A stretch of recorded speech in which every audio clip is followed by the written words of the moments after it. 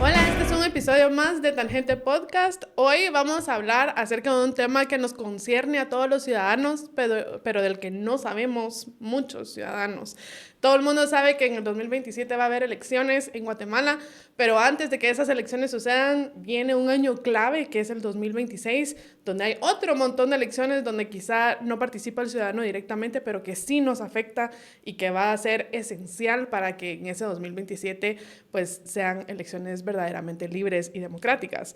Pero antes de que les cuente quién está aquí conmigo para platicar de esto, permítanme recordarles que la mejor manera de ayudarnos y de apoyar este podcast es suscribiéndose a nuestro canal de YouTube y compartiendo nuestro contenido. Estamos en todas las redes sociales.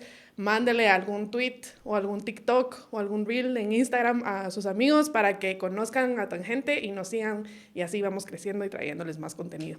Y bueno, habiéndoles recordado eso, les presento a mi invitado el día de hoy. Él es Edgar Ortiz. Bienvenido, Edgar. Querida Lucy, ¿cómo estás? Bien, bien. Qué alegre ya tener un programa en persona, porque los últimos programas que habíamos tenido, Sí.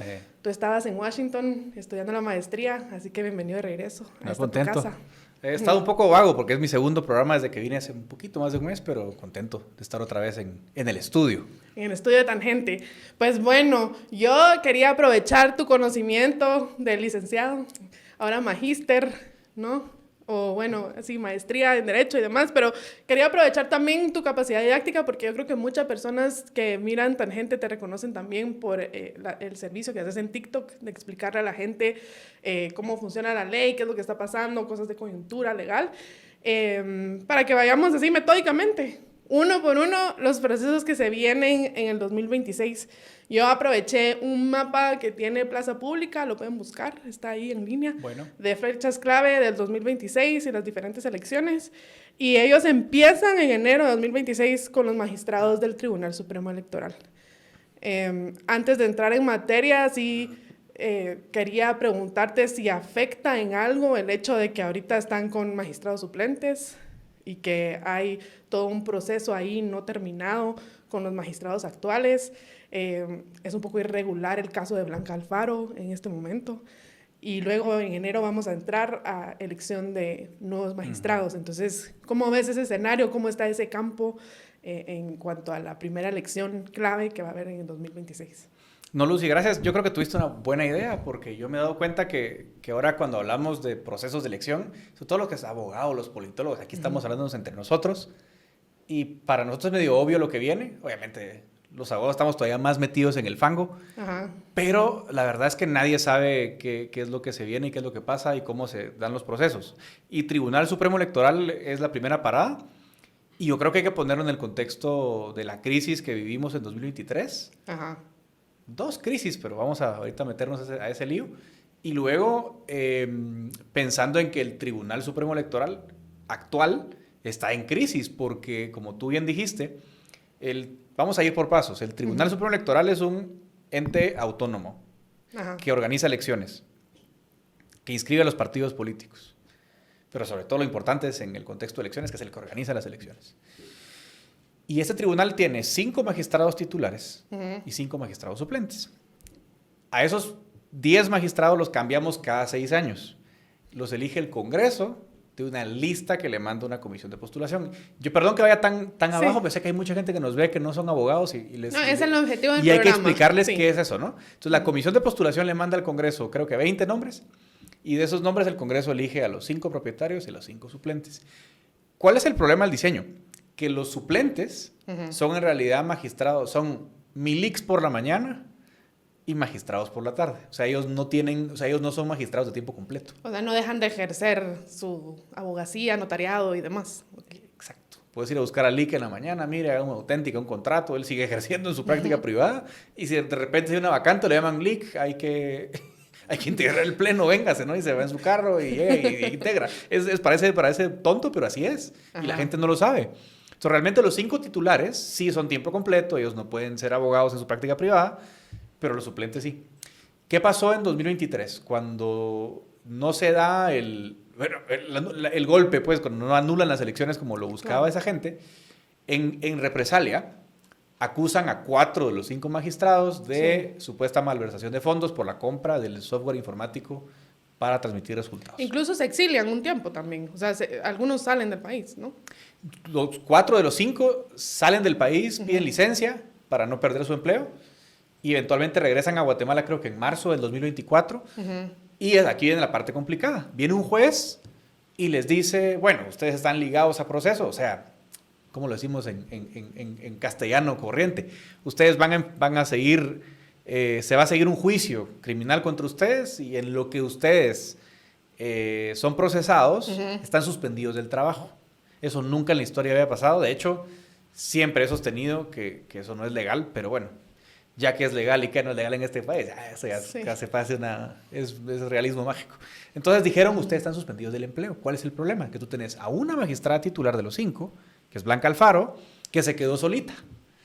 Y como te dije, los suplentes son de tiempo parcial, entonces ella está sola en el TSE y cuando hay que conocer cosas en pleno, o sea, hay que tomar una decisión de presupuesto, una decisión de una impugnación que hace un partido, porque acuérdate que los partidos tienen que sus asambleas, ¿qué tal? Cuando tiene que conocer el pleno los llama, miren, vénganse a conocer y tienen que llegar los suplentes a conocer y luego se van a su oficina. Y esa es la situación precaria en la que está el TSE. Y voy a hacer una pausa para recordarles que si están planeando un evento especial y quieren sorprender a sus invitados con deliciosas opciones gastronómicas, pues no tienen que buscar más, porque en Cocina y Más se especializan en crear experiencias culinarias memorables para todo tipo de eventos.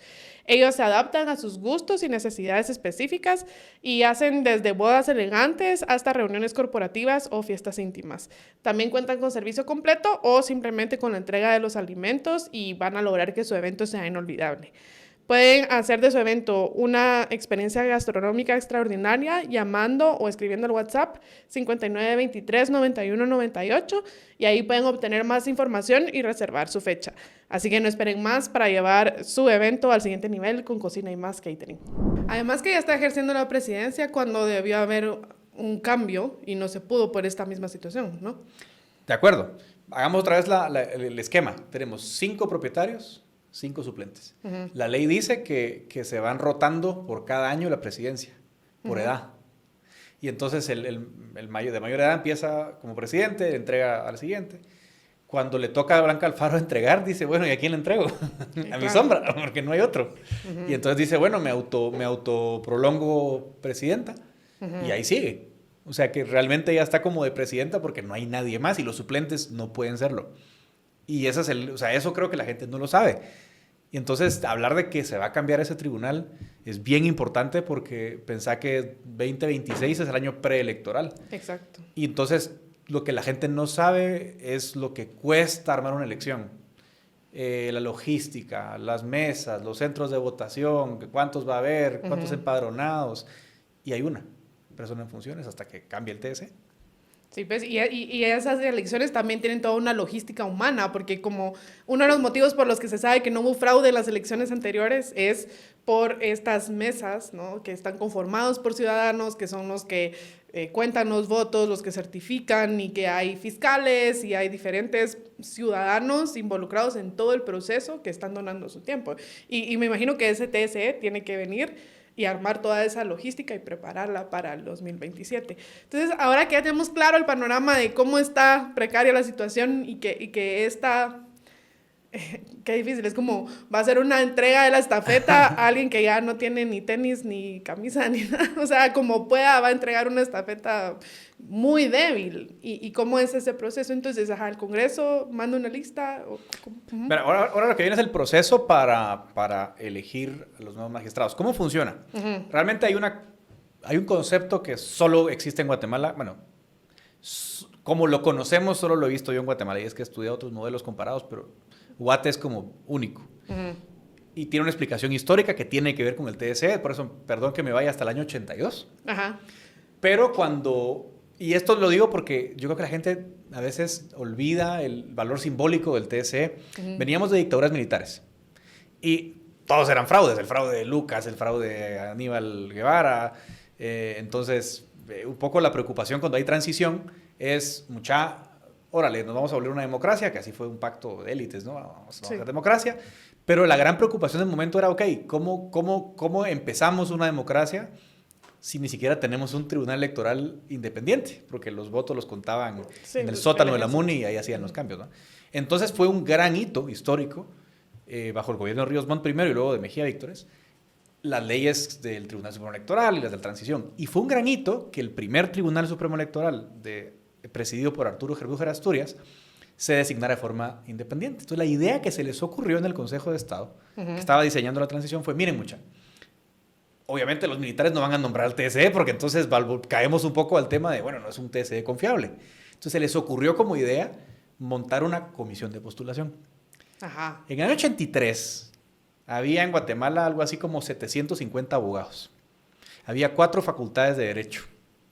Y entonces les ocurrió, miren, hagamos una comisión de postulación, o sea, un comité en el que estén los 4 decanos de derecho, en el que el colegio de abogados, con 700 abogados, hay un representante del colegio de abogados, el rector de la USAC, y ellos van a proponerle a la Corte Suprema de Justicia una nómina de gente respetable que pueda ser magistrado. Y ellos de esa lista escogen a los mejores, ¿no? Porque era lo más cercano a algo independiente que había en el momento. Por eso. Era como algo porque era la necesidad del momento, ¿no? Y tú no querías... Bueno, no había congreso porque Ríos Montt era presidente de facto. No había congreso, no había... Bueno, partidos estaban medio suspendidos, o sea, no había nada. Entonces tenías que encontrar una fórmula. Ese TSE fue bien exitoso. Diseñó el sistema electoral que tenemos hoy, que es un sistema de voluntarios. Diseñó las elecciones de la constituyente, luego la constituyente, al ver el éxito del Tribunal Supremo Electoral, dice, dejemos el modelo de comisiones de postulación. Ajá. Y entonces deciden que al Tribunal Supremo Electoral lo va a elegir el Congreso, pero de una lista que le propone un comité de postulación. Y ese comité, dice la ley electoral, lo forman 5 miembros. O sea, es chiquito, son 5. Es la comisión de postulación más chiquita de todas. Y está el rector de la Universidad de San Carlos, el decano de Derecho de la Universidad de San Carlos, un representante de los rectores de las privadas, hay como 15 o 17 universidades privadas, no estoy seguro. Ellos tienen que elegir al rector que los va a representar. Y luego un representante de los decanos. Fíjate cómo han cambiado las cosas. En el 83 había 4 facultades, hoy hay 12. Sí. Entonces las 12 tienen que designar a ese representante. Y esa misma proliferación responde a cómo está el juego, ¿no? El juego de poder ahí. Y ahí vamos, ¿no? O sea, es una respuesta, bueno, ahí siguen comisiones. Bueno. Y falta un 5º miembro, que es un representante que elige el colegio de abogados. O sea, otra elección, ya viste que estuvimos ahí en el colegio peleando elecciones, bueno, ahí va a haber otra elección en el colegio que va a elegir ese asiento. Y ese asiento probablemente va a ser muy importante. ¿Por qué? Bueno, la Universidad de San Carlos no está en su mejor momento. No. Entonces, digamos que podrías esperar que los representantes de las universidades privadas sean gente más independiente. Los dos de San Carlos no generan esa confianza. Y entonces la pregunta es, bueno, ¿el colegio a quién va a elegir? Por votación. Sí. A ese 5º miembro que elijan va a ser muy importante para ver hacia dónde va la agenda de la comisión de postulación. Y esa comisión, esos 5 personas, se reúnen en enero, febrero, reciben que el que quiera ser magistrado y cumpla los requisitos manda su papelería, se hace un proceso de evaluación, etcétera, y le mandan al Congreso la lista. Y al Congreso tiene la última palabra. Quizás el único detalle en Congreso es que es la única elección de este tipo que te pide 2/3. Ajá. 107 votos. O sea, sí tiene que haber una negociación intensa ahí en el Congreso. Sí, la verdad es que abismal la diferencia de cómo se había concebido la comisión de postulación en los 80s a todas estas instituciones que hoy están cooptadas precisamente porque tienen ese poder, ¿no? Ese poder de nominar.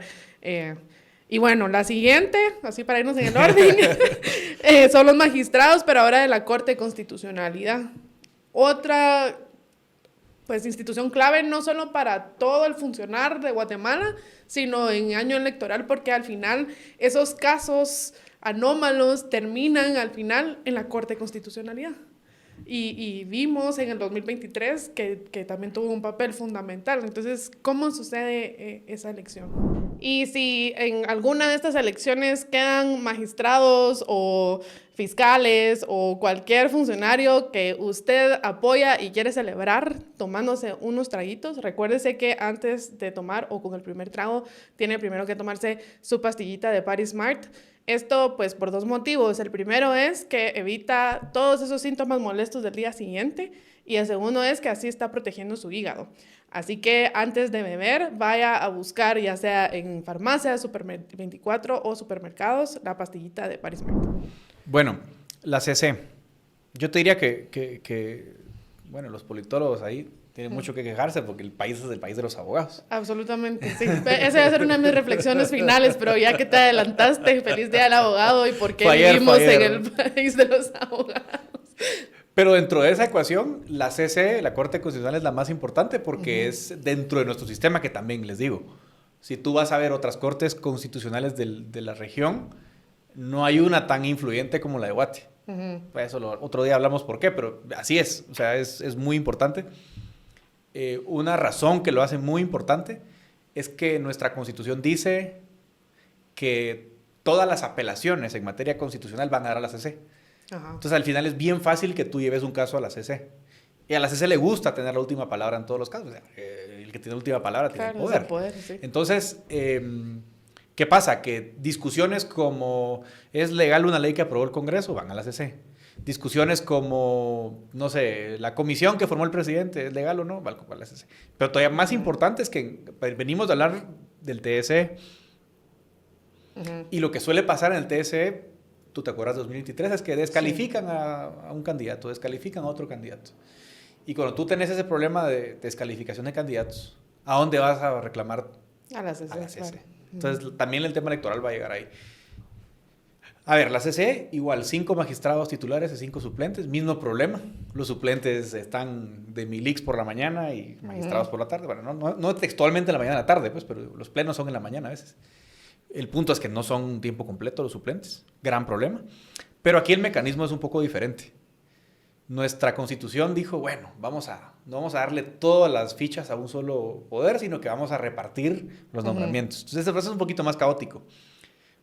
Te diría que vamos a empezar de las más sencillas a las más complejas. Dice la Constitución que un magistrado titular y suplente lo nombra el presidente de la República. O sea, licenciado doctor Fernando Arévalo va a designar a un titular y un suplente. ¿Cómo lo hace? Tiene discreción absoluta de cómo lo hace. Yamatei, por ejemplo, quiso llevárselas de muy transparente y no sé si tú te acordás, pero en 2021 convocó a un consejo de ministros público que se transmitió, se peleó con el vicepresidente en directo, por cierto, y dijo, bueno, aquí están los currículums que me mandaron, pero eso es una decisión de él, o sea, él lo hizo así porque se le dio la gana, sí, pues. Igual designó a quien iba a designar, así que esa es la menos difícil de entender, porque el presidente dice, estos son los míos, se acabó el problema. Luego viene la Corte Suprema de Justicia. Sí, no es lo mismo la Corte Suprema de Justicia que la Corte Constitucional. La Corte Constitucional es un órgano extrapoder, está fuera de los 3 poderes. Entonces, hay gente que a veces lo confunde. La Corte Suprema tiene 13 magistrados. Por mayoría, o sea, 9 de 13, ellos deciden quién es el titular y el suplente que representa, que designa la Corte Suprema de Justicia. Ahí de nuevo es un tema interno. Normalmente ellos convocan a los interesados a que se postulen y lo anuncian. Y luego hacen una audiencia pública y dicen, bueno, votamos por fulano, por sultano.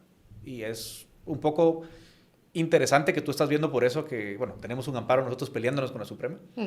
No me sorprende que la CC no quiera meterse a pelear con la Corte Suprema porque hay algunos de ellos que están ya viendo la reelección y dicen, bueno, me va a elegir la Suprema, no quiero pelearme con ellos, ¿no? O sea, como que ya ves los cálculos que hacen. Entonces la Suprema elige a uno y uno, ya vamos con 2. Tercero, Congreso. Congreso te elige también a un titular y un suplente. Normalmente ahí montan una comisión preliminar, que es la que evalúa los expedientes que llegan al Congreso, les pone una nota, más o menos parecida a las comisiones de postulación, pero técnicamente ellos no están obligados por la ley a hacerlo, pero suelen hacerlo así. Y luego el Pleno decide. Entonces el Pleno, esa comisión filtra. Si llegan, no sé, 50 expedientes, filtran 10 o 20, según ellos, cómo fijen sus reglas. Y luego el Pleno vota, pues, y ahí es pura política, 100% política. ¿Quién tiene 81 votos? Es elegido magistrado titular o suplente. O el que tenga más votos. Si alguien más tiene 81, el que tenga más votos. No está tan difícil. Sí. Ahora vienen otras 2 un poquito más complejas. ¿Quién nombra el cuarto? El cuarto es el Colegio de Abogados. Otra vez. Otra vez un titular y un suplente. Y como la ley dice la ley de colegiación obligatoria dice que las elecciones de los colegios tienen que ser por mayoría absoluta, siempre hay segunda vuelta. Entonces vas a tener un montón de gente que se va a postular. ¿Qué hay que hacer para ser magistrado? Tal vez se preguntarán qué hay que tener. Ser abogado, guatemalteco, 15 años de graduado y mayor de 40 años. Y ya estuvo. Ya. Entonces, cualquiera que cumpla esos requisitos se tira. Y dice, yo no puedo. Pero, ejemplo, yo me postulo a la magistratura, voten por mí. Entonces van los abogados a votar y hay segunda vuelta y el que gana, gana. Y se va de magistrado titular y suplente. Es un poquito arcaica nuestra forma de votar. Votamos así nos dan un papelito. Ajá. Literalmente con un lapicero escribimos, mi voto es para la planilla 1, 2, 3, 4. Yeah. Te dan 2 papelitos, votás por separado, titular y suplente. No siempre gana el mismo... O sea, técnicamente no vas en planilla, ¿no? Pero con la campaña la vas a hacer con tu compañero de fórmula, ¿no? Sí. Pero a veces gana uno de un grupo, y el otro del otro. Depende. Pero es de nuevo una elección en el colegio, como las que hemos comentado. Y el último... Con chicharrones y carnitas. Con chicharrones y carnitas. De hecho, la última que yo estuve aquí, porque no estuve para la junta directiva, una planilla, no sé cuál, estaba regalando etiqueta negra cuando votabas. Wow. Yo intenté, voté por mi planilla y dije, de repente me dan uno, pero me reconocieron y no me dieron mi... Usted no vota por nosotros, No, Lick. usted es de la otra, amigo. No, sí. No. Colegio. Llevan 4. Presidente, Congreso, Corte Suprema, Colegio de Abogados. Nos falta la más enredada. USAC. Y ahorita sí, pensándolo bien, no tengo tan claro los números, así que no voy a meter las patas, sobre todo porque no quiero faltar al respeto al espíritu de la tricentenaria. Pero dentro de la San Carlos está el Consejo Superior Universitario. Ya. Y es el Consejo Superior Universitario de San Carlos quien elige a uno. Ahí es bien complejo porque ellos tienen un sistema por ley de representación triple. El Consejo Superior Universitario tiene representantes de los cuerpos de profesores, de los cuerpos de estudiantes y otra vez de los colegios profesionales. Ah, de los colegios. Sí. Entonces el cuerpo de profesores elige a un representante de derecho, a uno de medicina, a uno de arquitectura. Los estudiantes también, estudiantes de derecho eligen a uno, los de tal. Y luego, por último, los colegios votan. Entonces, derecho elige a uno, ingeniería, agronomía a uno, y así sucesivamente. Y ese consejo vota. ¿Cómo están los números ahí? Es complejo, porque te voy a dar algunos datos. Ayer, sorpresa, adivina, por un amparo, suspendieron la convocatoria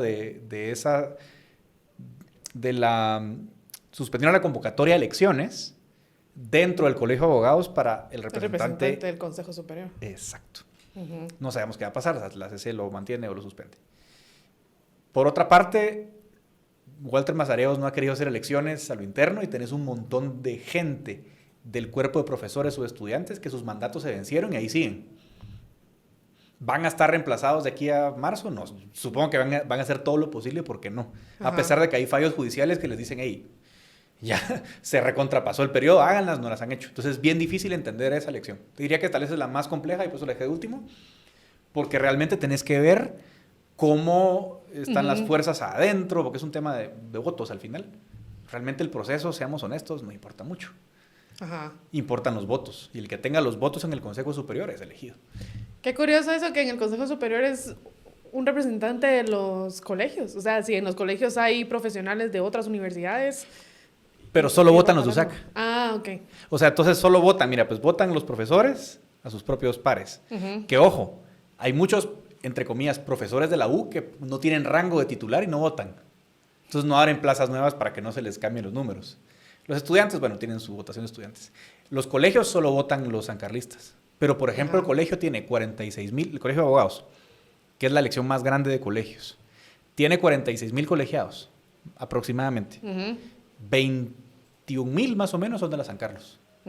Y solo votan los sancarlistas. Ajá. Sí, esa sí está un poquito anómala, rara, diferente. Ok, entonces, Corte de Constitucionalidad, estamos. Es un pequeño chirmol ahí. Espero no haber perdido la audiencia, pero creo que fuimos pasito a pasito claro. Y tal. Súper claro, muy didáctico, como siempre. Y luego tenemos Fiscalía General del MP, que es la última vez que hubo elección a Fiscal General del MP. También hubo anomalías, también entró a batear la CC y demás. Y bueno, yo creo que todo el mundo sabe cómo estaría entregando Consuelo Porras al MP también. Solo déjame hacer una salvedad. Ajá. Tú que te dijiste que vienen como elecciones complicadas, hay que pensar también en las impugnaciones que hay. O sea, no es solo así como yo vengo, nombro y ya estuvo. O sea, hay instancias donde pueden alguien ya.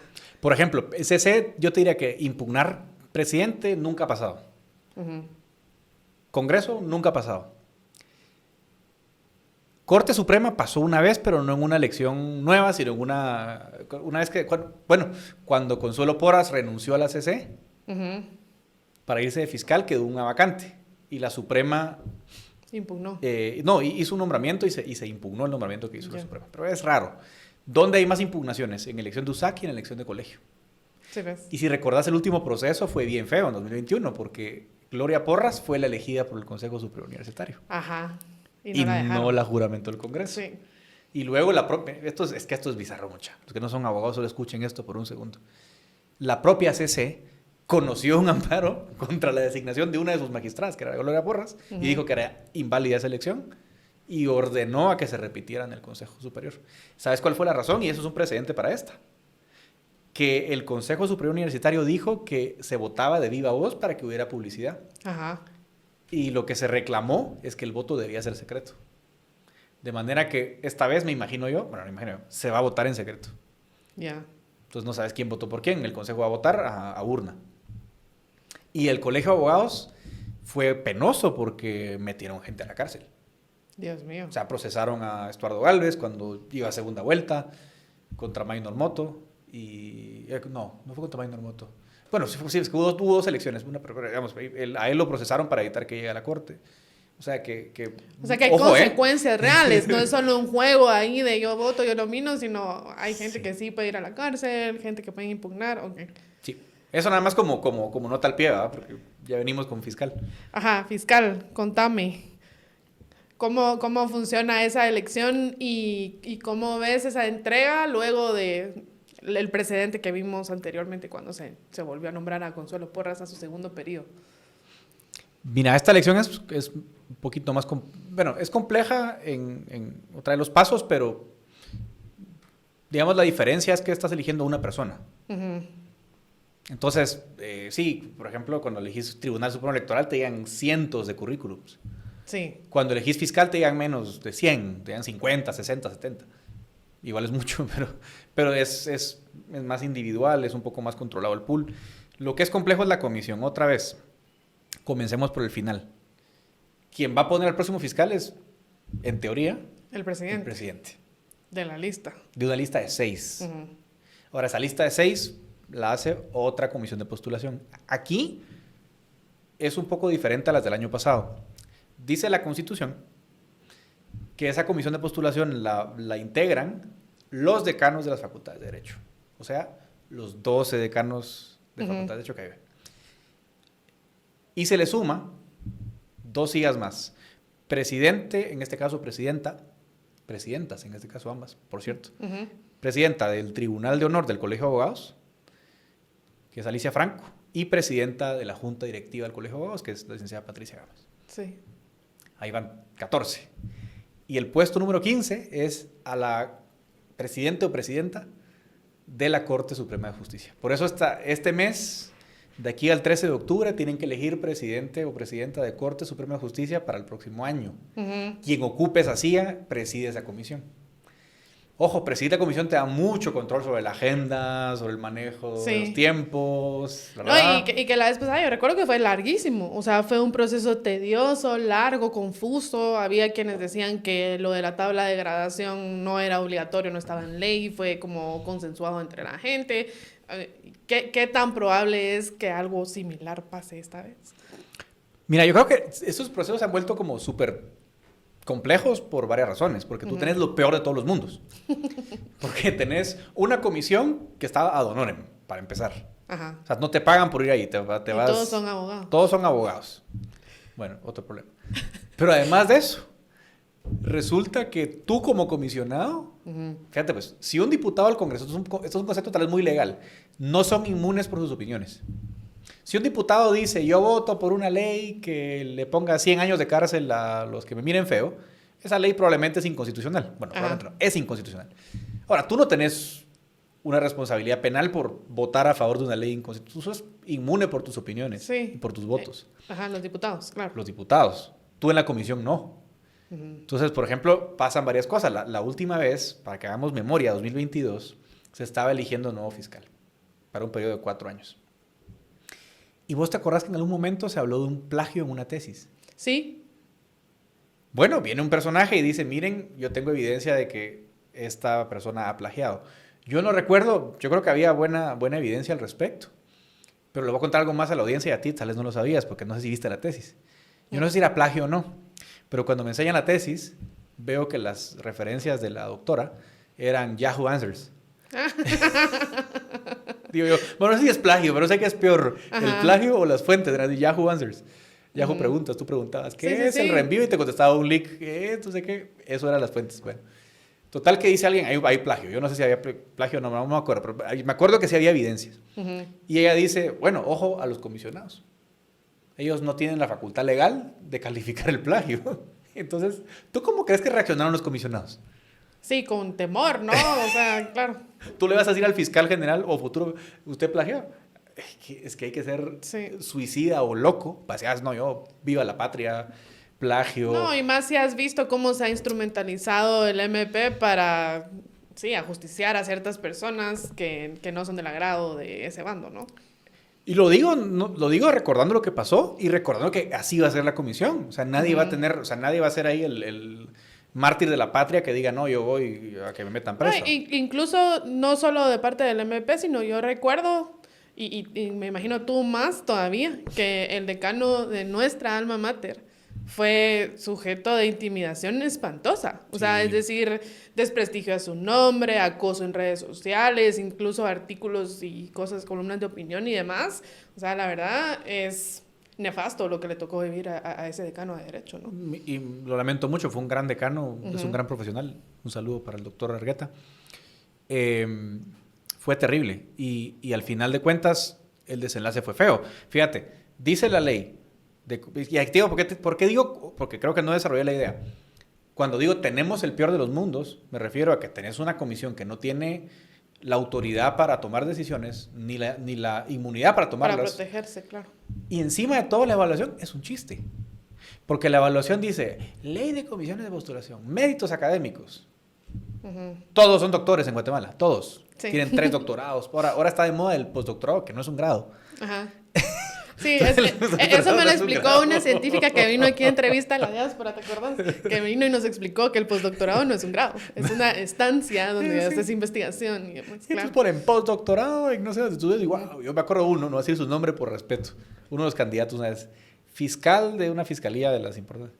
Y en el año que era fiscal de unas fiscalías más jodidas, sacó una maestría y un doctorado al mismo tiempo, en 2 años. Es imposible.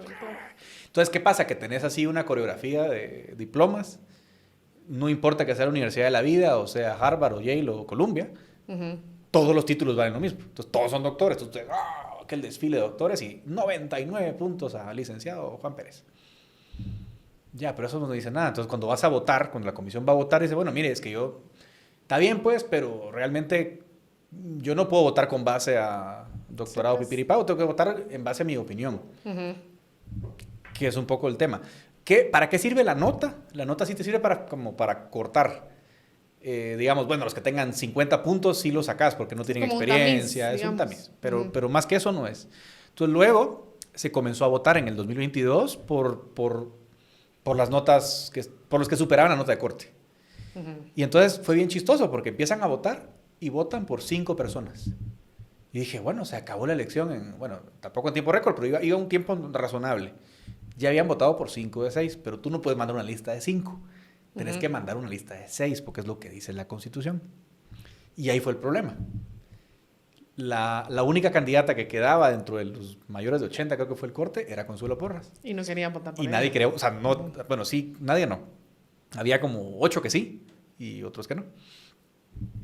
Y entonces votaron 50, era absurdo, votaban 50 veces, ¿no? Deciden bajar la nota de corte y tampoco se ponían de acuerdo con otro nombre. Y lo que pasó es muy penoso y vuelvo a remitirnos a la CC. un abogado aparece, bueno, suspende, dice, bueno, suspendamos la sesión porque qué cansado. Nos vemos mañana a las 10 de la mañana. Entonces cierran la sesión faltándoles un nombre.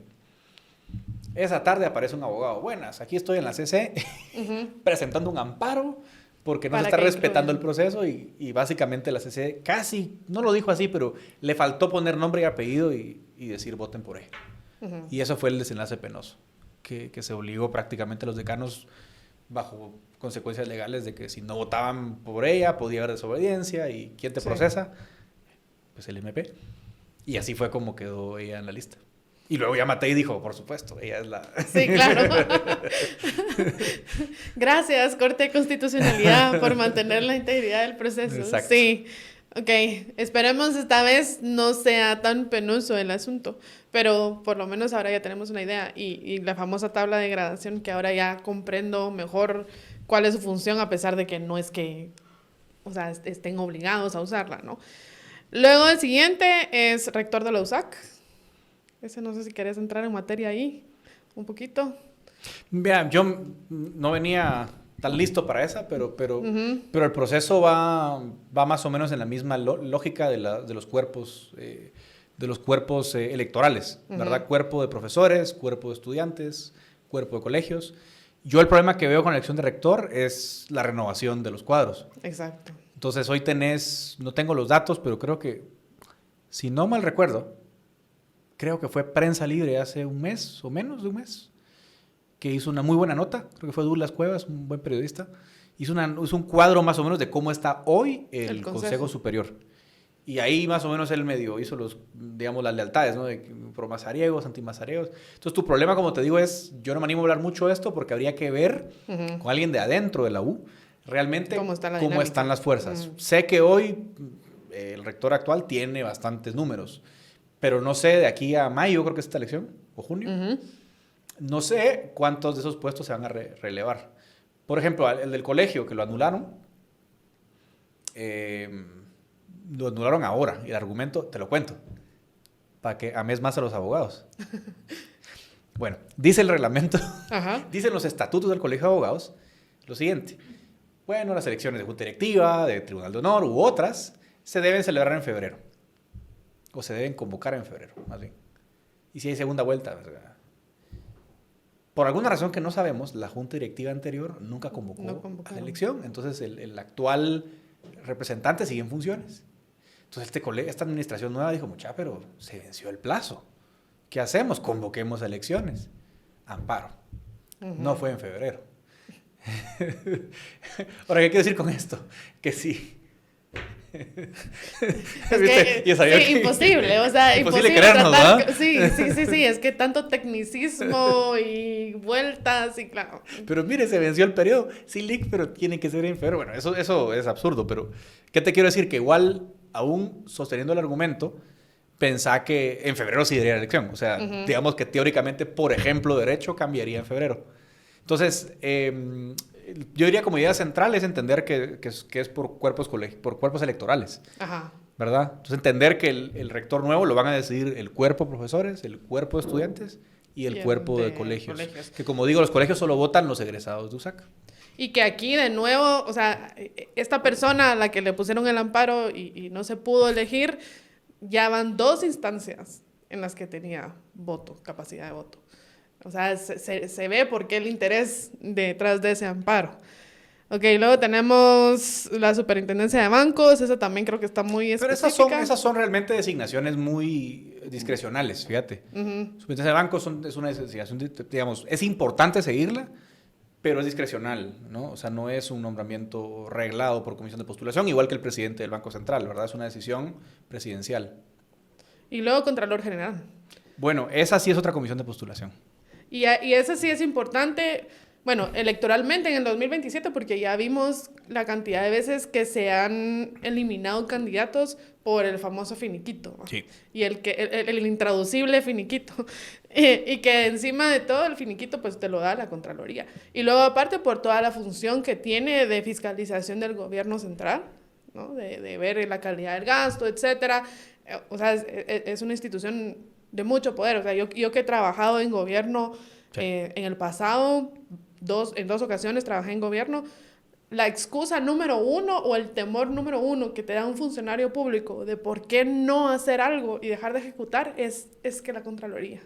Es que esto puede representar un hallazgo. O sea, yo creo que es el freno más grande a la ejecución gubernamental, ¿no? La Contraloría. Sí, porque la Contraloría, como funciona hoy, por diseño legal, es el peor de los mundos otra vez, porque deja pasar todo lo grande. O sea, los grandes robos, dele, no importa. Nunca vas a ver a la Contraloría decir, bueno, cuando fueron el famoso etapa de CICIG, de los grandes desfalcos, nunca viste a la Contraloría decir, aquí está un hallazgo. No. O si te metes a esa plataforma que tiene la Comisión contra la Corrupción, de todos los casos que ha presentado este gobierno al MP para que se investiguen, en su momento la Contraloría no los detuvo tampoco. No, Contraloría lo que vive haciendo es buscando, o sea, están como los grandes casos de grandes montos de dinero, ahí no hacen nada. Y luego en lo chiquito, ahí caen como pirañas. Y entonces te dicen, mire, eso no se podía hacer así, le faltó un dictamen, hay un hallazgo. Tal vez dijiste algo que no sé si la gente tiene tan claro. Y es el famoso mal llamado finiquito. Porque el intraducible finiquito, es que eso es como una broma interna que tenemos con Edgar, porque en su momento que estaban escribiendo, ¿de qué era? Un artículo, ¿no? Sí. De las elecciones del 2023, él y otros colegas tuyos, no míos, porque son abogados. Sí. Otros colegas trataron de explicar en inglés el motivo por el cual algunos de los candidatos no podían correr en 2023 y el motivo era el finiquito. Y es como, ¿cómo traducís finiquito? Eso no existe. Eso no existe. Y descubrí que no solo no existe, o sea, no era un tema de idioma solo, sino decirle a la gente, o sea, ¿cómo le decís a alguien que algo tan tonto es cierto? Exacto. Vamos a ver producción. Se llama constancia transitoria de inexistencia de reclamación de cargos. Ajá. Ese es el famoso finiquito. ¿Qué significa eso? Que a ti te dicen, Lucy, compraste un cuaderno, bueno, no respetaste las reglas de contratación, te hago un hallazgo. O sea, abro un expediente, pues, para decirlo así en cristiano. Te abro un expediente, porque pudiste malversar o manejar fondos incorrectamente. Ese hallazgo tú puedes tardar años en pelearlo, años. Puede ser administrativo, puede ser penal, pero bueno, años. Y dice la ley electoral que mientras una persona no presente una constancia de que no tiene expedientes abiertos, no puede ser candidato. Entonces, aunque no estén probados, claro. Aunque no estén probados. Adiós, presunción de inocencia también. Olvídate. Yo conozco alguien que fue ministro hace como 10 años, que no tiene todavía finiquito, porque hay una denuncia penal dormida. Y digo, me pasaron 10, sí, pero no han cerrado. Bueno, hay uno que es peor, porque el hallazgo, así como administrativo, tenés que pelearlo en la Contraloría. Pero además hay otro problema. Que la Contraloría puede llegar a considerar que tal vez cometiste un delito.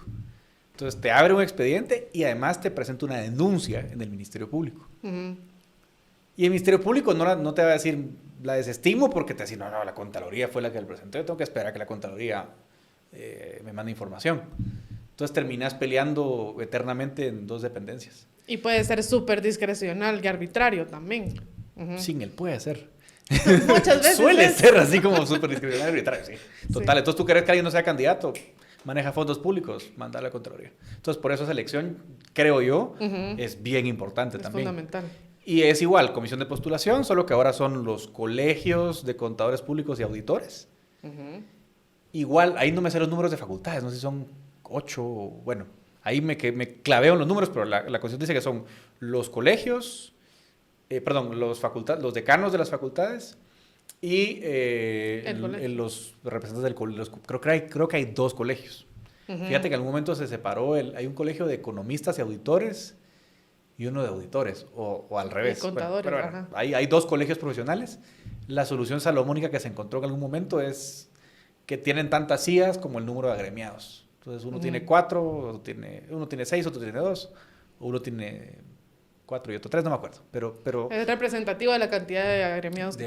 Sí. Entonces, otra vez elección de colegio, de auditores, decanos de las escuelas de contaduría, y ellos le mandan al Congreso la nómina de 5, si no estoy mal, para que ahora, ahí es el Congreso, para que el Congreso elija al próximo Contralor. Alguien me decía el otro día, no estoy tan seguro, pero creo que es la primera vez que coinciden que cae todo. Exacto. Sí. Porque cada una tiene su ciclo diferente, ¿no? 6 años, 4 años y así, pero esta vez coincidió todo y encima mundial de fútbol también, ¿no? Sí, y encima mundial, sí. Que tal vez no estemos, ¿no? O sea que... Y luego tenemos presidente de la Corte Suprema de Justicia. Que también hemos visto anomalías en el pasado. De hecho, cuando estábamos recordando cómo fue la elección de Consuelo Porras, la que era presidenta de la Corte Suprema de Justicia estaba en sobretiempo, ¿no? ¿O me equivoco? Sí, pero esa elección es anual. Ajá. Entonces, va a pasar ahora. O sea, en estas semanas, tal vez mientras hablamos, están eligiendo, no están eligiendo hoy. Pero en estas semanas van a elegir. Y luego el otro año de nuevo. Y al otro año tienen que elegir. O sea, cada año eligen y cada año es un desastre. Eso, si me permitís otro comentario. Sí. Hablando de leyes casuísticas, otra razón para odiar a abogados. Esa fue la reforma constitucional del año 93. Antes los presidentes eran presidentes por el periodo entero. O sea, elegía Suprema y el presidente de la Corte lo era por todo el periodo. Pero en el momento en el que se da el serranazo, había un presidente de la Corte Suprema que no lo querían, Juan José Rodil Peralta. Y entonces un poco para como dar la elección, cambian la Constitución, cambian la forma de elegir presidente y la hacen anual, que es un desastre, ¿verdad? Ajá. Pues cada año tienes que estar ahí moviéndole la... Yo creo que por eso están nombrando eso de las salas que peleamos, que nombraron como 80 magistrados nuevos. Es un poco para... Explica eso con un poquito más de detalle. ¿Cómo ustedes pusieron un amparo porque renovaron unas salas sin una convocatoria del Congreso? ¿Cómo fue? Es que mira, la Constitución dice que tenemos una Corte Suprema de Justicia con 13 magistrados. Ellos no tienen suplentes, dicho sea de paso. Los suplen, en todo caso, los magistrados de rango inferior. Entonces tú tenés Corte Suprema, Corte de Apelaciones, jueces de primera instancia y jueces de paz.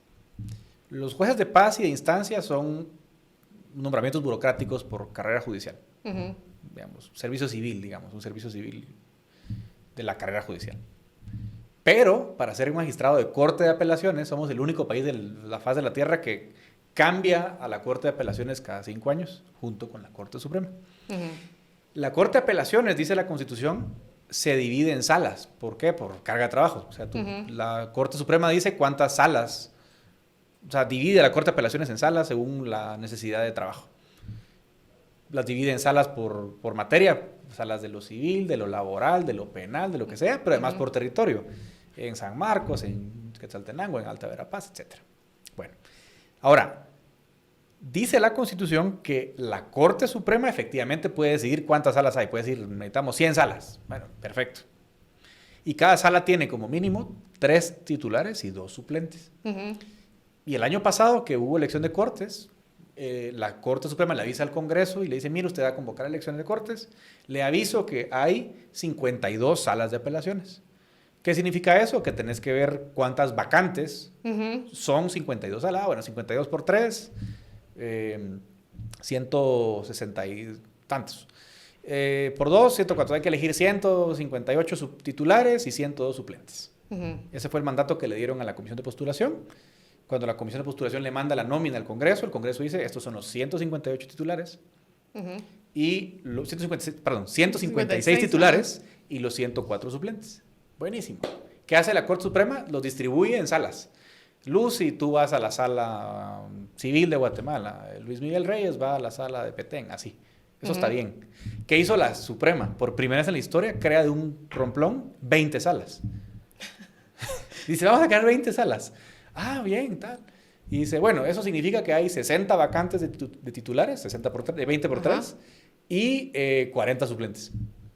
Y yo digo, muchachos, si en total hay 100 suplentes, ¿qué van a hacer? Bueno, vamos a agarrar a todos los suplentes y los vamos a volver titulares. Pero eso no puede ser. Y las salas se van a quedar sin suplentes. O sea, las salas que ya están no van a tener suplentes. ¿Qué vas a hacer el día que un juez excuse, que los recuse? Claro. Nada. Se va a quedar sin jueces. Vas a parar la justicia del país. Entonces, en un país donde ya hay mora judicial encima. Exacto. Tenés casos, los casos civiles duran 12 años. Es una locura. Y entonces dicen ellos, no, es que nosotros tenemos que ir al Congreso. Nosotros podemos nombrar los que se nos dé la gana. Y el punto es que la Constitución te dice, no, tú puedes crear las salas que vos querrás, pero una sala nueva crea vacantes. Y esas vacantes las tiene que llenar el Congreso. ¿Con qué? Con las nóminas que ya tiene de la Comisión de Postulación. Sí, pues. Y ese es el movimiento raro que hicieron y fue lo que nosotros cuestionamos en la CC. Pero la CC está como, bueno, la otra semana, hoy tenían programado el caso y dijeron, bueno, mucho trabajo, Es que la otra semana vemos. Les llevas amparos muy complicados, Edgar. Ellos quieren tener semanas tranquilas. Y aparte viene la reelección, vamos. Cabal. Sí. Y mira, todos estos, o muchos de estos procesos que has mencionado implican, pues, al Congreso también. Sí. Y vimos este año que el Congreso fue improductivo, pocas sesiones, atomizado. Y ya otras veces ha pasado que el Congreso no coloca en su agenda temas importantes como estos. ¿Ves posibilidad de que algo así pase? ¿Y qué pasa si todo este calendario que viene así súper corridito y con decisiones clave, pues empiezan a posponer, y llegamos a 2027 y algunas de estas cosas no sucedieron? Mira, es un escenario. Yo tiendo a pensar que cuando hay piezas como estas en el tablero hay más incentivos para ponerte de acuerdo. Uh-huh. Porque, bueno, el TSE, o sea, digamos que tú vas a ir a elecciones en 2027. Entonces tú querés tener un tribunal supremo electoral que tú elegiste, no el que quedó. Uh-huh. Entonces creo que hay más incentivos a unirse. Con CC nunca quedas bien ni con Dios ni con el diablo, con lo cual los que se quieren reelegir de CC en Congreso lo tienen bien difícil. Y creo que hay un incentivo también del propio Congreso a decir, bueno, elijamos. Por ejemplo, mira el amparo nuestro. Qué complicado para ellos desde su interés personal. Porque quieren reelegirse. Algunos se querrán reelegir por la Suprema y por eso no se quieren pelear, sospecho, y por eso el amparo va ahí semana tras semana. Pero el Congreso también dice ahí, puchica, y a mí me estás quitando mis competencias. Uh-huh. Entonces también quedas mal con el Congreso. Uh-huh. Entonces yo creo que sí hay incentivos para ponerte de acuerdo, creo yo. Igual con Contralor. Uh-huh. Es un poco un Contralor que va a estar puesto por esta fuerza política, no por la que estuvo antes, ¿no? Claro. Contralor no se puede reelegir, hay que recordar, eso es importante. Uh-huh. El fiscal, o sea, todos los cargos que hemos mencionado se pueden reelegir, menos el Contralor. El Contralor no se puede reelegir. O sea, hubo un caso, ¿te acuerdas de Carlos Mencos, que fue Contralor? Sí. Luego fue diputado con la UNE. Carlos Mencos fue el primer caso de una reelección no continua. Uh-huh. La Constitución solo dice no se puede reelegir. Y él se presentó dejando un periodo de medias. Y después otra vez. Y se dijo, no, eso sí se puede, pero consecutivo no. Entonces te digo, hay incentivos a negociar. Eso creo yo. Aunque a pesar de que hoy no tenés mayoría para leyes, para presupuesto, tal vez sí la va a tener para eso, esto. Sí. Sí, tiene sentido. Además, porque yo creo que sí hay cierto cansancio de la clase política actual y como quieren un cambio de régimen, digamos. Creo que sí, ahí cuando lo presentas hay un poquito más de esperanza. Y luego te quería preguntar también, porque todos estos procesos, imagínate, yo soy politóloga, pero como todo está en manos de abogados, entonces dices, ¿para qué me voy a saber todo ese teje y maneje si es algo que está fuera de mi control? No me puedo imaginar un ciudadano que apenas si lee las noticias, de vez en cuando se entera, pues ya sea por algún video nuestro o video de algún otro medio o lo que sea. O sea, no me puedo imaginar que tengan un interés o que dediquen su tiempo a averiguar todo este teje y maneje y demás.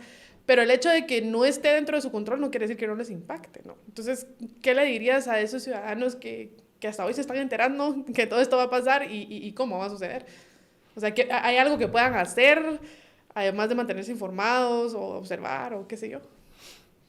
Mira, es bien difícil decirle a la gente como, informate en algo sobre lo que no tenés control, ni incidencia, ni cambio. Pero si alguna reflexión se puede hacer, creo yo, es miren 2023. O sea, el caos que vivimos en 2023 no se puede entender sin saber todo lo que está en juego ahorita. Y entonces, yo sé que no todos tienen interés de conocer así los detalles del proceso, pero creo que un civismo sano, mínimo, exige por lo menos estar al tanto de qué está en juego. Entonces, diría que le presten mucha atención, sobre todo a la de Fiscal General, Tribunal Supremo Electoral. Mira, yo diría, ¿por qué le tiene que importar al ciudadano? Te diría que tal vez la más importante es Tribunal Supremo Electoral, porque yo creo que dentro de nuestro deficiente modelo de Estado y de democracia, había una cosa bueno, espero que la siga habiendo, pero había una sola cosa que se hizo extraordinariamente bien en la transición, y es el conteo de votos. Ese fue producto del consenso de la transición. Queríamos evitar fraudes, o sea, el consenso político de la época era mucha fraudes, no. Y se construyó este sistema de juntas, que tal vez la gente no conoce, pero al magistrado Arturo Gerbruger le gustaba explicarlo como un pentágono. Él decía, el pentágono es el que garantiza el sistema. Tú tenés voluntarios en las mesas, las actas que documentan los resultados son físicas, todos tienen copia de las actas, tenés el padrón electoral, que es el registro de quienes pueden votar.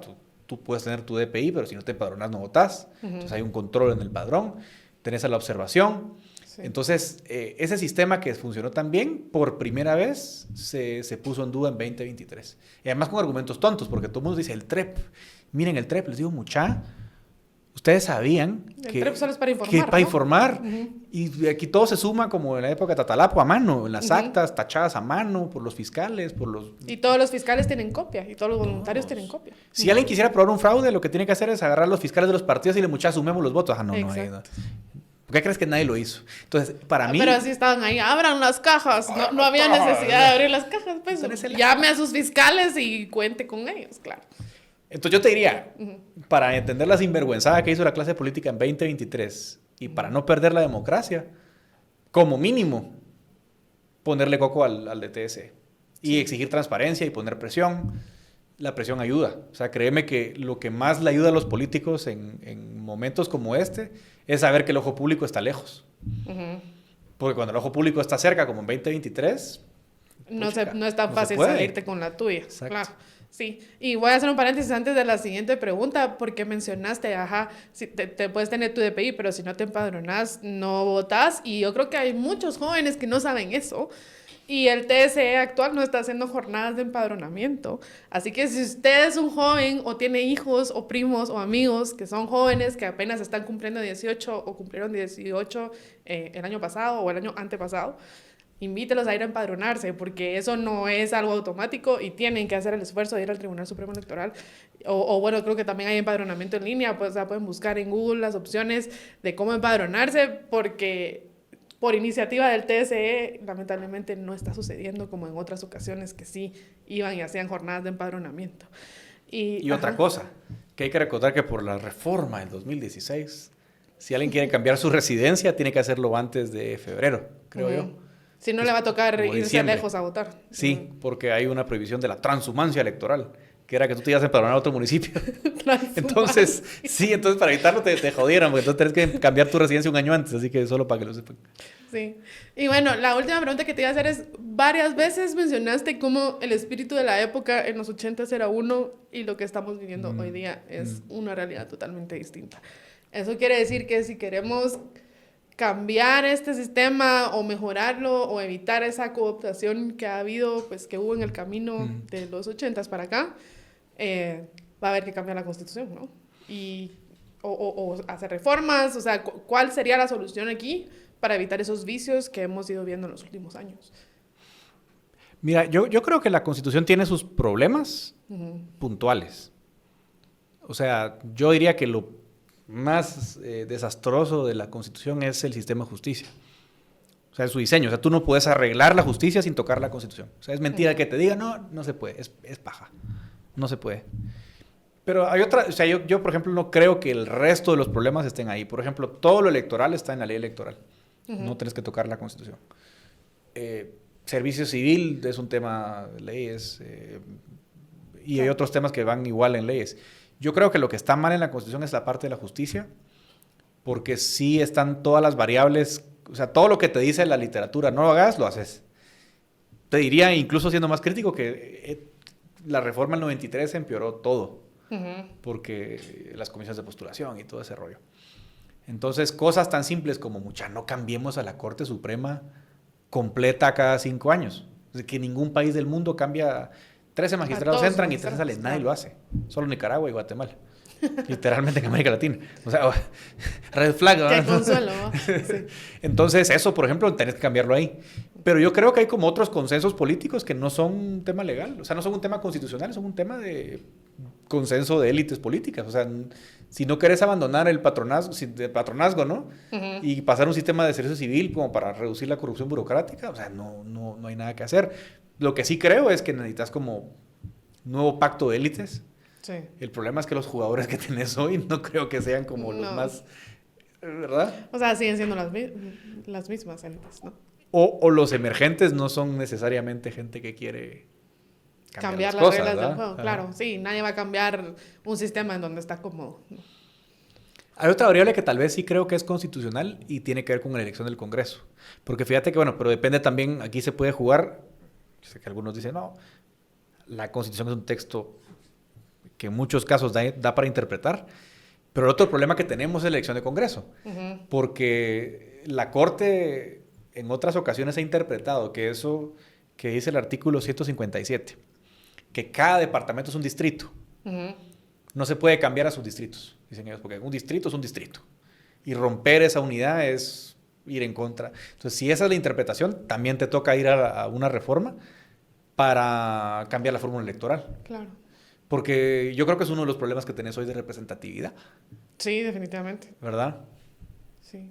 Pues bueno, Edgar, esas eran mis preguntas. Fuimos uno por uno. Muy bien. Podríamos ahí vernos el próximo año, cuando empiecen estas elecciones. No, tú sabes que esta es tu casa y por ahí te vamos a seguir invitando, pero yo creo que definitivamente es importante hacer seguimiento a cada uno de estos procesos y muchas gracias por tu paciencia y didáctica para explicar todo esto. Yo creo que es importantísimo tener claridad de lo que se viene, en especial porque ahí sí que si el campo no está bien bonito antes de las elecciones, vamos a volver a tener un año electoral igual o peor que 2023 y creo que ningún guatemalteco quisiera repetir lo que sucedió en ese año, ¿no?